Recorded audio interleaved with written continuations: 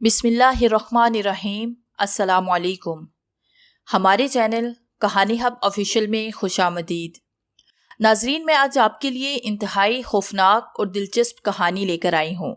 लेकिन कहानी शुरू करने से पहले आपसे गुजारिश है कि अगर आपने हमारा चैनल सब्सक्राइब नहीं किया तो आप हमारे इस चैनल को सब्सक्राइब कर लीजिए और बेल आइकन को भी प्रेस कर लें ताकि हर नई आने वाली वीडियो बआसानी आप तक पहुँच सके।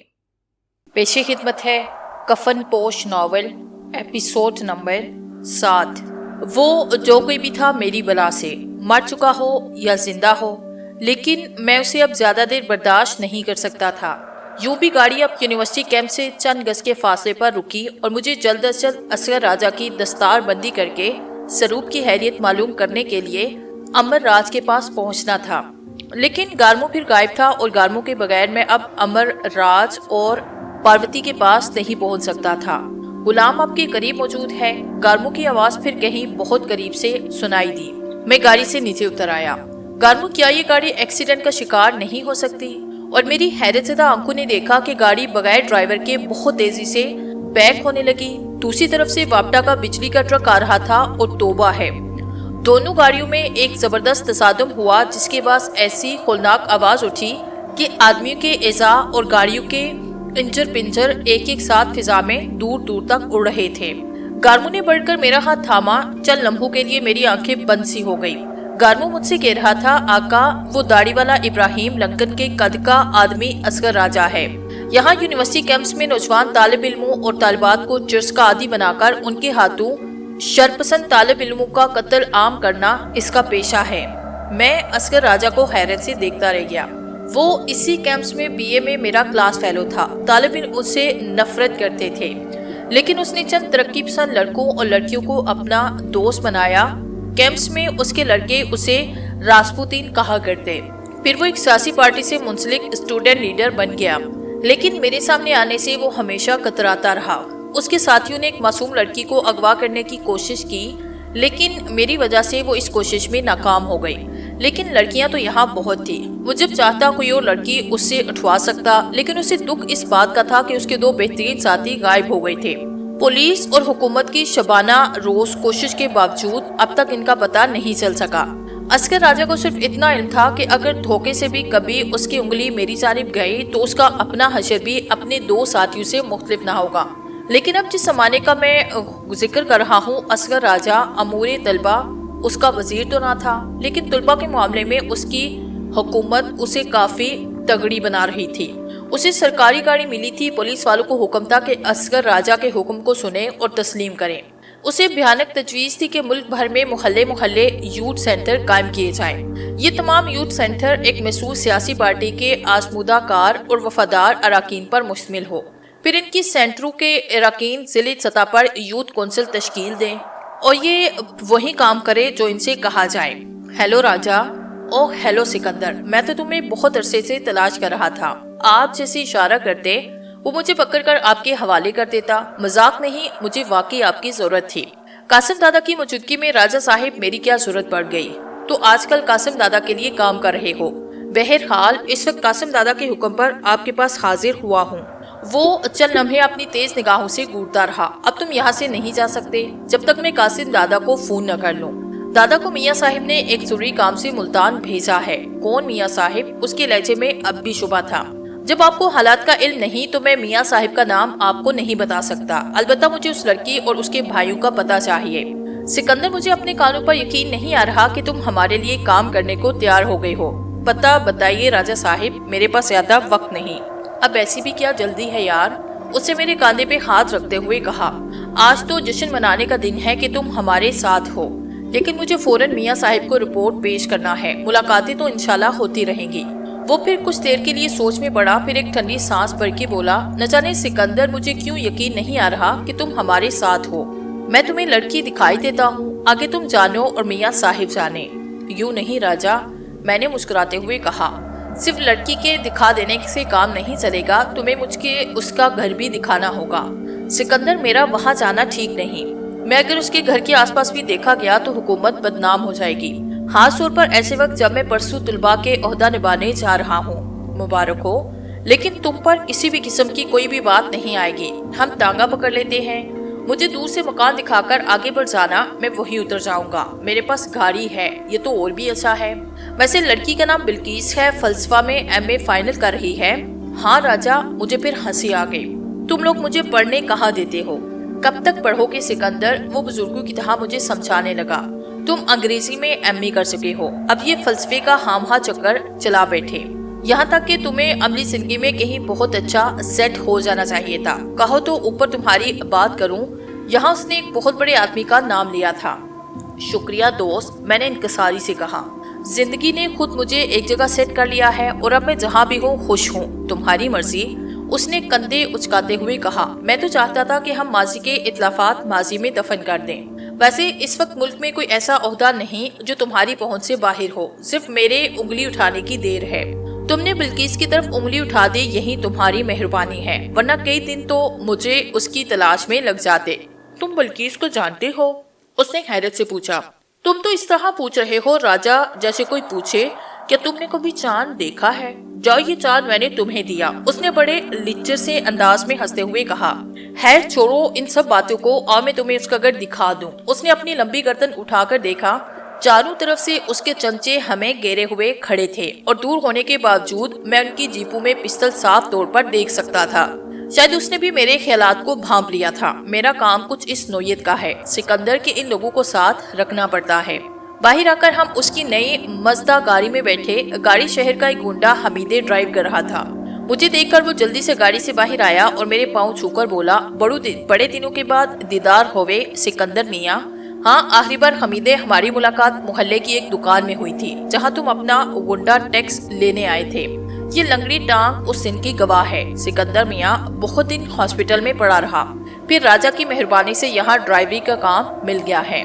टांग गई तो क्या हुआ? मैंने हंसते हुए कहा। तुम्हारा निशाना इतना अच्छा है कि इसकी कौन टांग तोड़ सकता है? मुझसे कोई गुस्ताखी हो गई सिकंदर मियां। उसका चेहरा जर्द पड़ गया और फिर वो मेरे पाँव पे झुका, गाड़ी चला।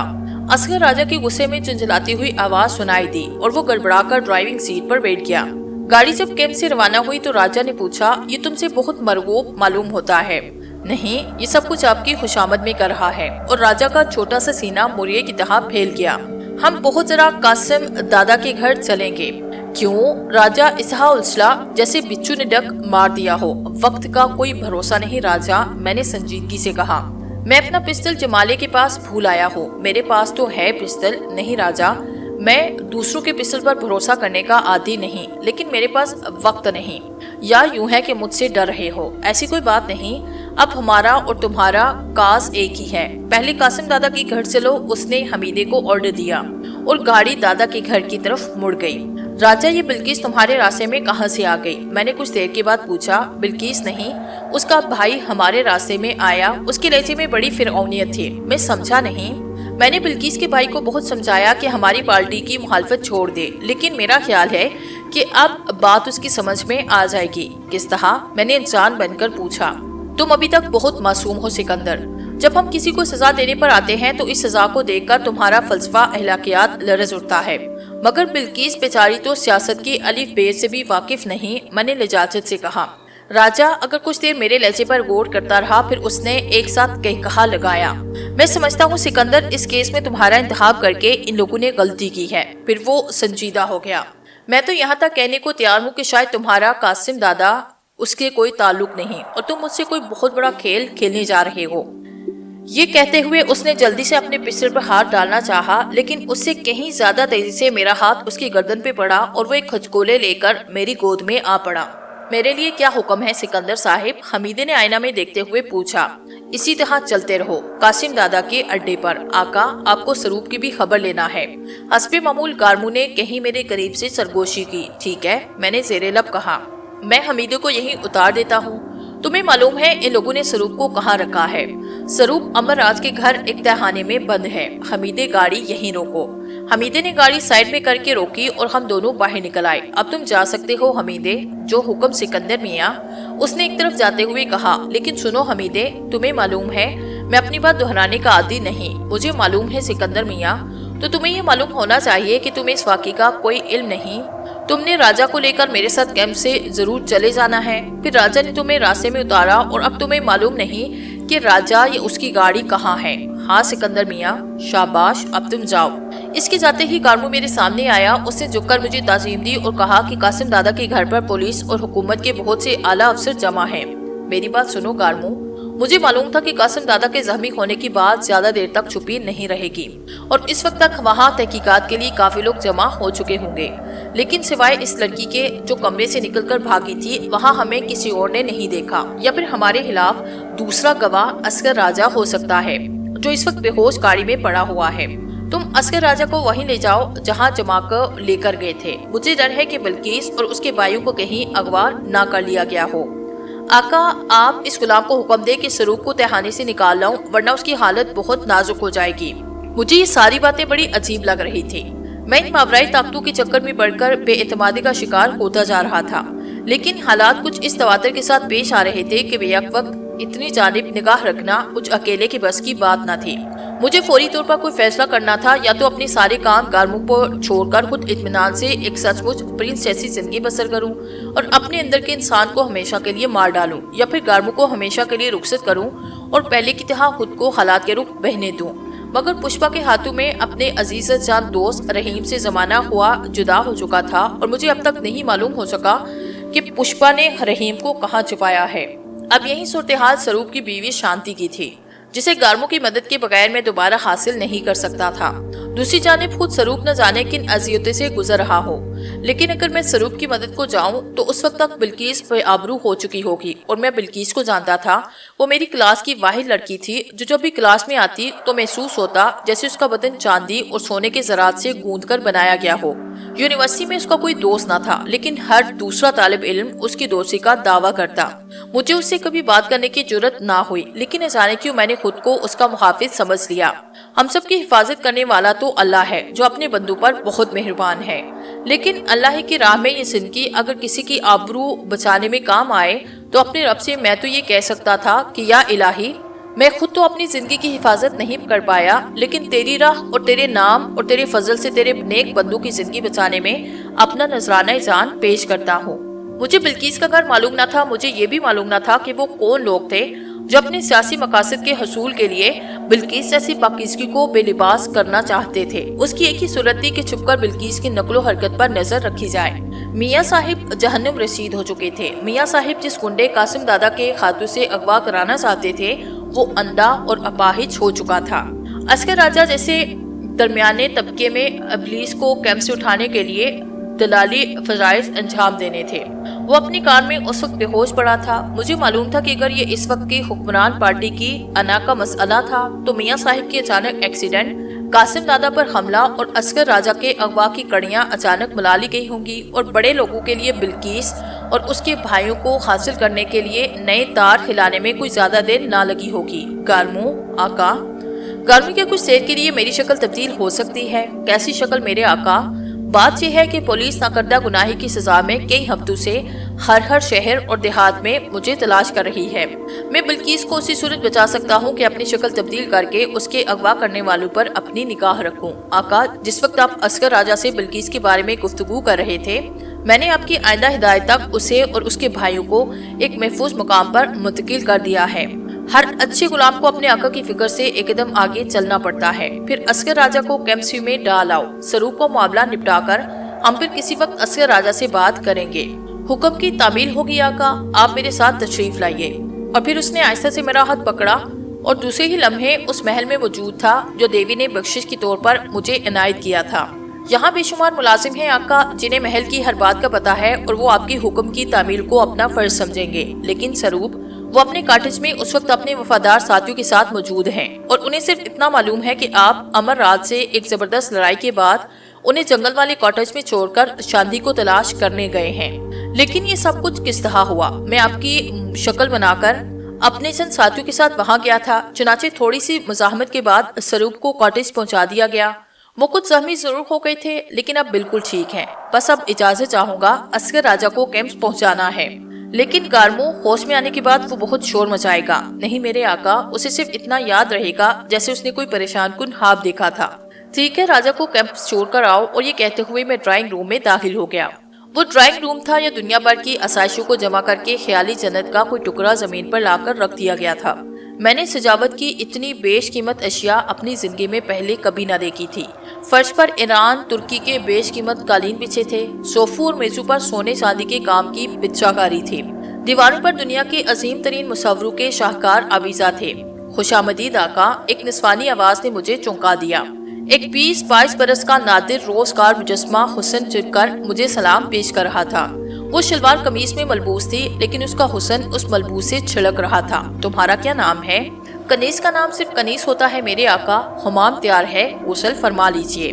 میں واقعی بہت زیادہ تھک چکا تھا۔ سپہر سے جب میں امر راج کے میڈیسن سٹور پر پہنچا، اب رات کے 10 بج چکے تھے۔ اس دوران زیادہ کام کارموں نے انجام دیے تھے، لیکن مجھے بری طرح تھکن کا احساس ہو رہا تھا۔ اس بات نے اور زیادہ تھکایا کہ میرے پاس حکم دینے کے علاوہ اور کوئی کام نہیں رہ گیا۔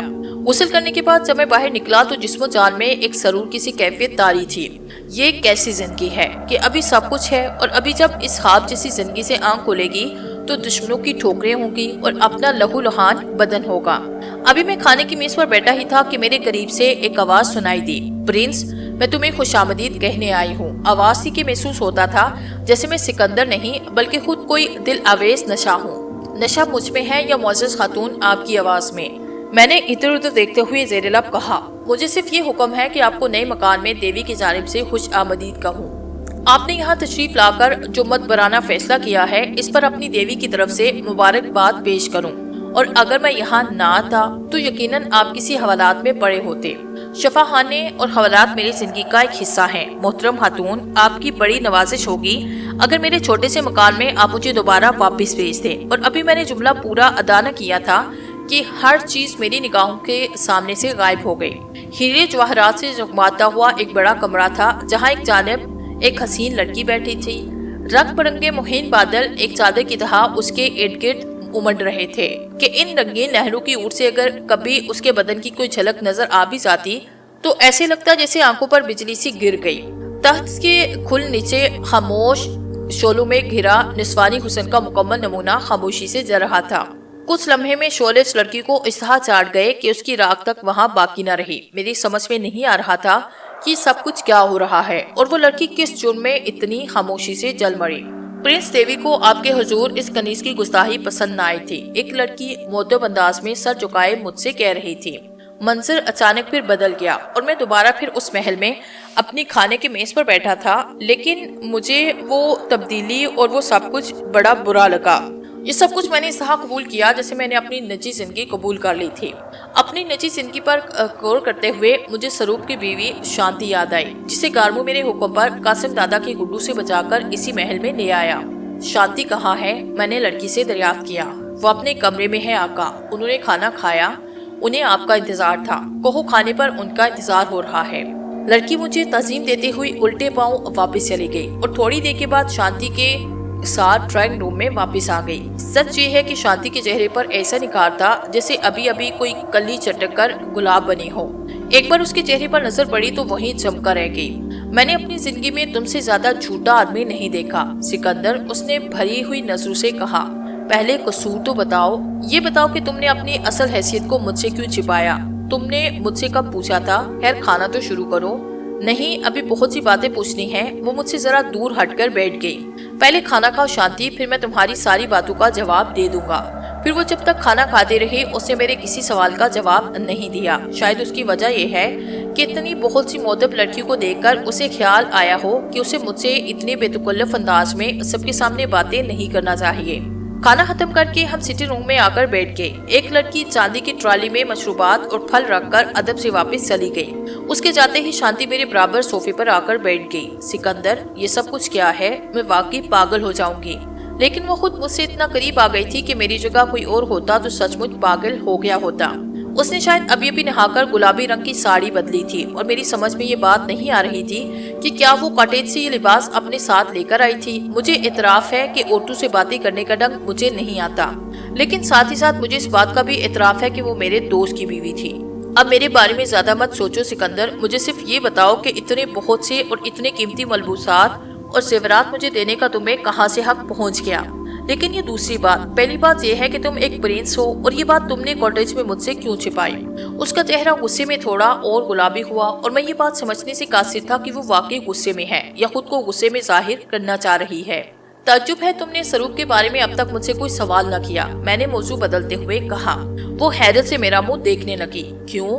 जब मुझे उकुंडू से तुम चुराकर यहाँ लाए थे तब तुम ही ने बताया था कि स्वरूप सिर्फ मामूली जख्मी हुआ है और तुम रात में किसी वक्त उसे यहाँ तक ले आओगे।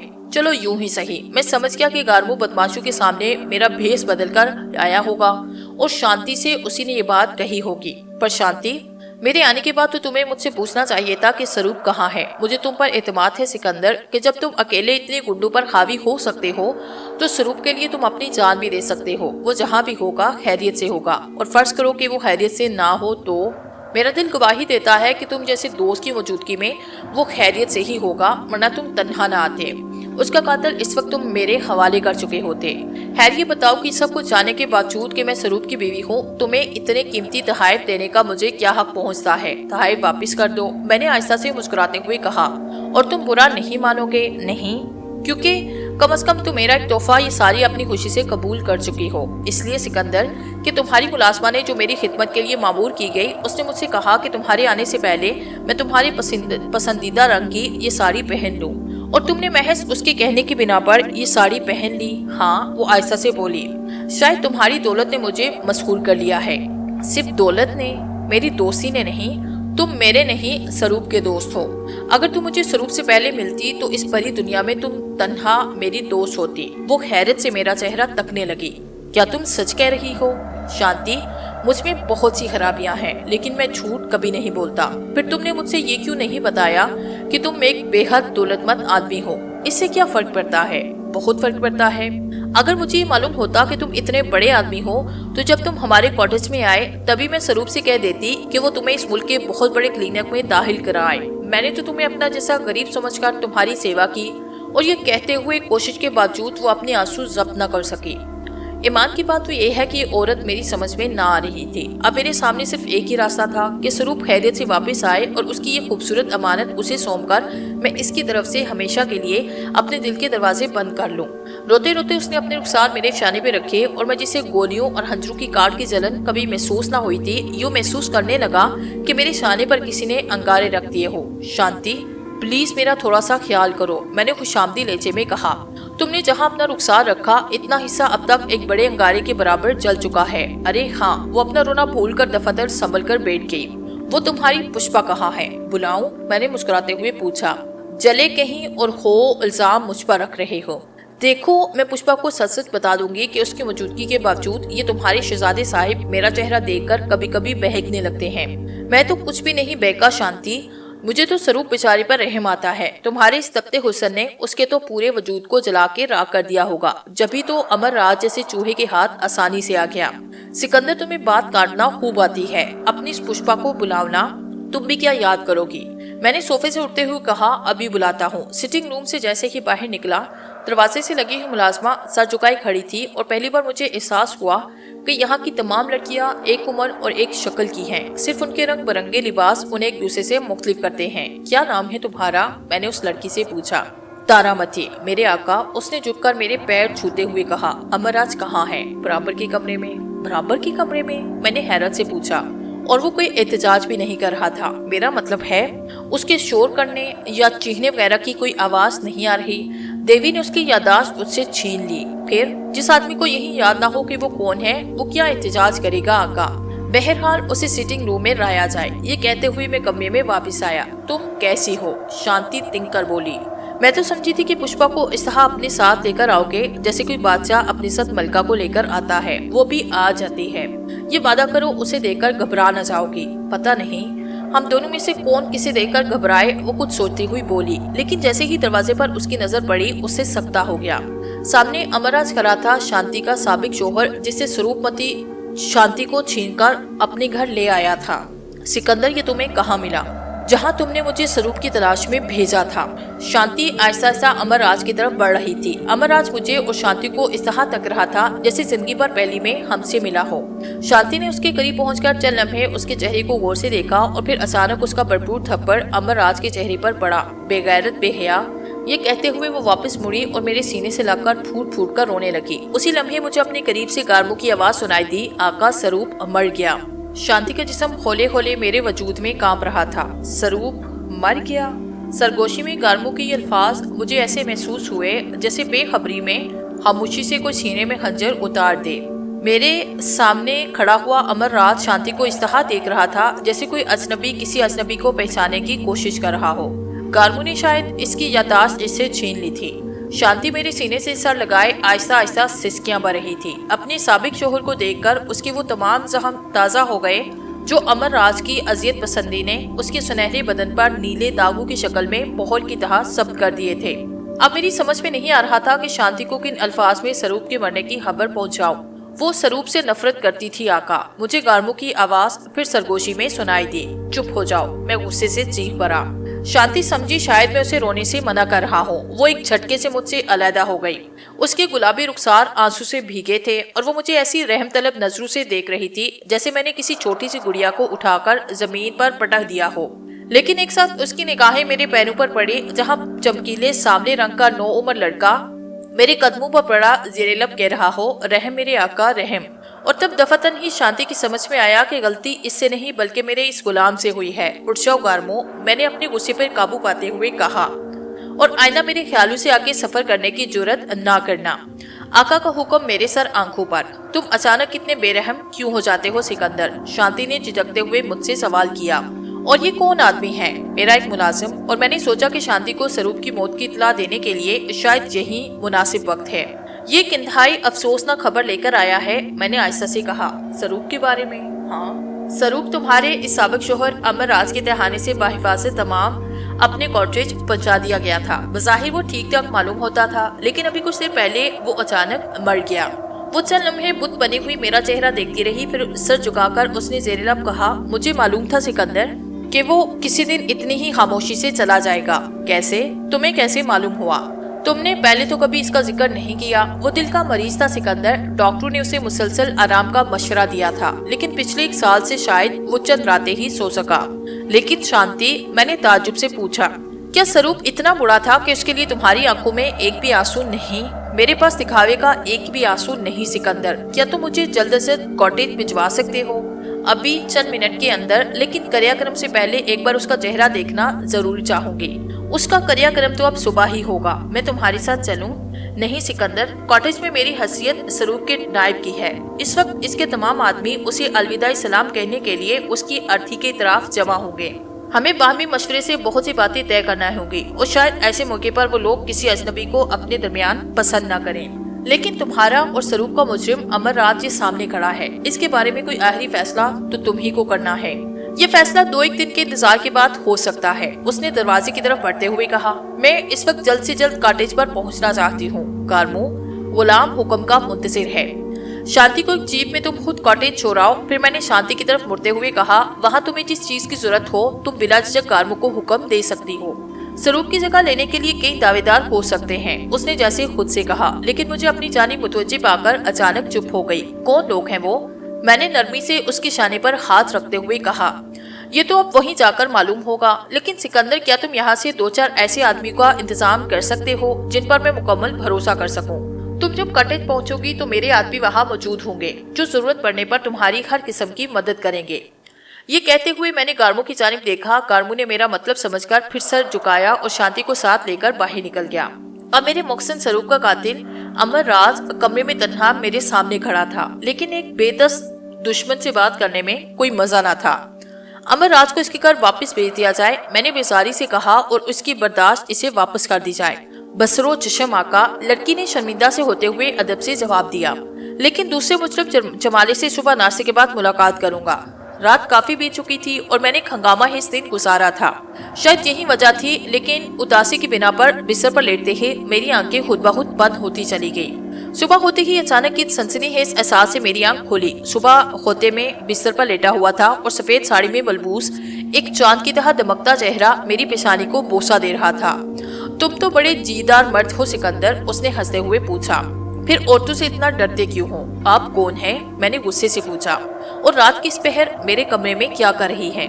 تم نے پشپا سے تو کبھی یہ سوال نہیں پوچھا کہ وہ ہر وقت تمہارے ساتھ کیوں رہتی تھی؟ لڑکی نے بےتکلفی سے میرے شانے پر ہاتھ رکھتے ہوئے کہا۔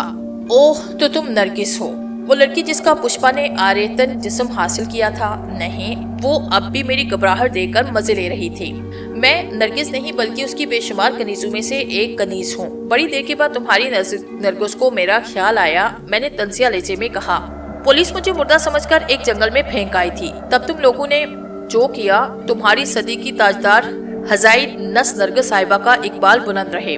انہیں مجھ جیسے سکندر بہت مل جائیں گے، لیکن انجہانی سروپ اور اس کی بیوی شانتی نے جب دن رات میری دیکھ بھال کر کے مجھے اللہ کے حکم سے نئی زندگی بخشی، تب دیوی کی طرف سے مجھے انعام میں گارمو اور آئندہ محل ملا، اور بازی پلٹتے دیکھ کر اب نرگس صاحبہ نے تمہیں بھیجا کہ میری پھر کوئی زیادہ قیمت لگا کر مجھے بکال ماؤ کی طرح خرید کر ان کے حضور کر دیا جائے۔ میں نے اس کے نرم و نازک ہاتھ کو ایک جھٹکا دے کر اپنے ہاتھ سے ہٹایا۔ چلی جاؤ یہاں سے۔ میرے لہجے میں سانپ جیسی پھنکار تھی اور میرے اندر سکندر ایک انگرائی لے کر اب پوری طرح بیدار ہو چکا تھا۔ میں نے اسے بتایا کہ مجھے یہ نہیں معلوم کہ آنت محل سے تمہارا مجھے یہاں کس طرح عقب لائیں، لیکن اگر تم مجھے یہاں تک نہ بھی لاتی تو آندر محل میں صبح کو قاسم دادا کے چمچے جمالی سے اپنا حساب صاف کر کے میں خود ہی دیوی کو، گارمو کو، سادھو مہاراج کو اور آندر محل کے ساتھ پشپا، نرگس اور تم جیسی اس کی تمام کنیزوں اور تمام غلاموں کو جادو منتر کے ذریعے پیدا ہوئی ہیں اور خبیث ارواح سے زیادہ اہمیت نہیں رکھتی، ہمیشہ کے لیے الوداع کہہ دینا چاہتا تھا۔ سنو، اس پر میرا ہاتھ اس کے شانے پر تھا۔ تم جو کوئی بھی ہو، براہ کرم اپنی اس صدی کی حکمران نرگس تک میرا یہ پیغام پہنچاؤ کہ مجھے میرے خال پر چھوڑ دے۔ مجھے اپنے اللہ کے سوا کسی کی مدد کی ضرورت ہے اور نہ میں غیر اللہ کے سہارے زندہ رہنا پسند کرتا ہوں۔ موت اور زندگی میرے رب کے ہاتھ میں ہے۔ اس سے وہ جو کی بھی ہے کہہ دو کہ سکندر کو نہ لڑکیاں چاہیے نہ دولت چاہیے، بس مجھے میرا دوست رحیم مل جانا چاہیے، بس، یا کچھ اور کہنا ہے۔ اس نے مسکراتے ہوئے اپنا ہاتھ آہستہ سے میری کمر میں حمائل کیا، لیکن اس پر میں پوری قوت صرف کرنے کے باوجود خود کو اس کی گرفت سے آزاد نہ کر سکا۔ میں تمہاری تمام باتوں کا جواب اسی طرح دے سکتی تھی، سکندر کہ تمہیں اچھی طرح یہ احساس ہو جائے کہ تم ایک بے بس آدمی ہو اور تمہاری تقدیر میں جو کچھ لکھا ہے وہ بہرحال پورا ہو کر رہے گا۔ اس کے لہجے میں تلوار جیسی کاٹ تھی۔ تم اب دیوی اور سادھو کو وقتی طور پر بالکل بھول جاؤ۔ ایک معاہدے کے تحت اب وہ لوگ کچھ عرصے تک تمہارے سامنے بالکل نہ آئیں گے۔ مجھے حکم دیا گیا ہے کہ تمہاری مرضی کے خلاف کوئی بھی بات نہ کی جائے۔ شاید آئندہ کے دن تک میں یا پشپا بھی تمہارے راستے میں نہیں آئیں گے۔ تم اپنی مرضی کے پورے مالک ہو۔ ہاں، اگر تمہیں رحیم کو حاصل کرنے کے لیے پشپا کی ضرورت پڑے تو صرف پشپا کو آواز دینا کافی ہوگا، اور نرگس صاحبہ اسے تمہیں بخشش کے طور پر دے چکی ہیں۔ مجھے رحیم کے سوا کچھ بھی نہیں چاہیے، یہ بات میں پہلے بھی بہت بار کہہ چکا ہوں۔ سوری سکندر صاحبہ، اس نے جاتے ہوئے کہا۔